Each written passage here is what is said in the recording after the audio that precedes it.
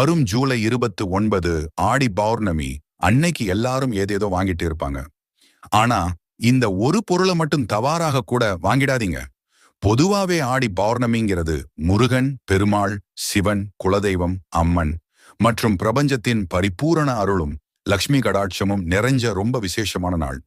உன் அப்பன் முருகனை நம்பினால் மட்டும் கமெண்ட்ல கந்தனுக்கு அரோகரா அப்படின்னு டைப் பண்ணிட்டு இந்த வீடியோவை உங்களோட 5 நண்பர்களுக்கு ஷேர் பண்ணுங்க. இந்த நாள்ல நாம வீட்டை சுத்தம் செஞ்சு மகாலட்சுமிக்கு பிடிச்ச உப்பு, மஞ்சள், பூக்களை எல்லாம் வாங்கி வைக்கிறது ரொம்பவே நல்ல பலன்களை தரும். ஆனா நிறைய பேர் தெரியாம பண்ற ஒரு தவறு என்னன்னா, பழைய பொருள்கள், பழுதடைந்த இரும்பு பொருட்கள் அல்லது கூர்மையான கத்தி, கத்தரிக்கோல் மாதிரியான நகரும் தன்மையுள்ள எதிர்மறை ஆற்றலை ஈர்க்கக்கூடிய பொருட்களை இந்த சுபயோக நாள்ல புதுசா வாங்கிட்டு வருவாங்க.